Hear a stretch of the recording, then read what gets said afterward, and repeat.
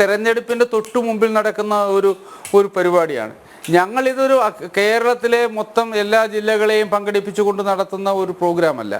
കേരളത്തിലെ B J പിയുടെ പ്രവർത്തന മികവുകൾ തെളിയിച്ച പല ജില്ലകളും ഒഴിവാക്കിക്കൊണ്ട്, അല്ലെങ്കിൽ അവർക്കൊക്കെ വേറെ അവസരങ്ങൾ ഉണ്ടാകാൻ വേണ്ടി തിരുവനന്തപുരം അടങ്ങുന്ന ജില്ലകൾ, കാസർഗോഡ് ഉൾപ്പെടെയുള്ള ജില്ലകൾ, പത്തനംതിട്ട അടങ്ങുന്ന, അങ്ങനെ ഈ കഴിഞ്ഞ കാലങ്ങളിൽ ബി ജെ പി അവരുടെ വളർച്ചയുടെ എല്ലാ മേഖലയിലും വളർച്ച പ്രാപിച്ച ജില്ലകൾ, ബി ജെ പിയുടെ കോട്ടകൾ എന്ന് വിശേഷിപ്പിക്കുന്ന ജില്ലകൾ, ആ ജില്ലകളൊന്നും പങ്കെടുക്കാതെയുള്ള കേരളത്തിലെ ഏതാണ്ട് പകുതി മാത്രം ജില്ലകളിൽ ഉള്ളവർ മാത്രം പങ്കെടുത്ത ഒരു പരിപാടിയാണ് തൃശ്ശൂരിലേത്.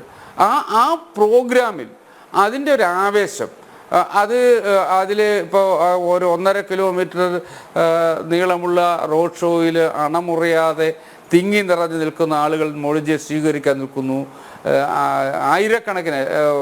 പതിനായിരക്കണക്കിന് സ്ത്രീകൾ മോഡിജിയെ സ്വീകരിക്കാൻ, അദ്ദേഹത്തിൻ്റെ പ്രസംഗം കേൾക്കാൻ നിൽക്കുന്നു.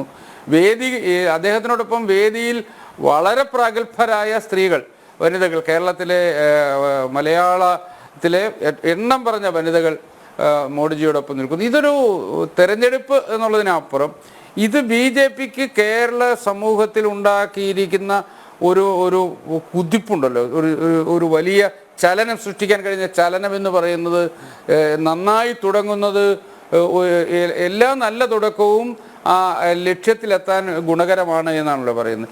ഇതൊരു വളരെ നല്ല തുടക്കമാണ് ബി ജെ പിയെ സംബന്ധിച്ച്.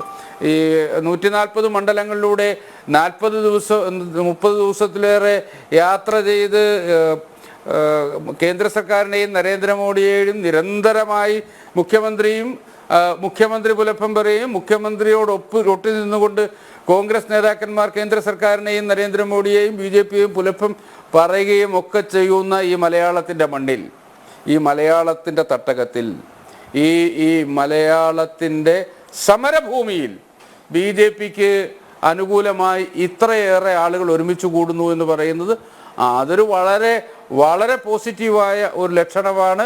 അത് വരുന്ന തെരഞ്ഞെടുപ്പിലേക്കുള്ള ഞങ്ങളുടെ പ്രവർത്തനത്തിന് ബൂത്ത് തലത്തിൽ, വാർഡ് തലത്തിൽ, ഞങ്ങളുടെ പ്രാദേശികമായ മേഖലയിൽ ഞങ്ങളുടെ പ്രവർത്തകർക്ക് വലിയ ആവേശമാണ്. ആ ആവേശം കരുത്തായി മാറുമ്പോൾ അത് വരുന്ന തെരഞ്ഞെടുപ്പിൽ ഞങ്ങൾക്ക് കേരളത്തിൽ ഗുണം സൃഷ്ടിക്കാൻ കഴിയും. ഈ രണ്ട് മുന്നണികളും നിർമ്മിച്ചിരിക്കുന്ന അവരുടെ കോട്ടകൾ തകരുന്നതിൻ്റെ തുടക്കമായി ഇന്നത്തെ സമ്മേളനം മാറിയിരിക്കുന്നു.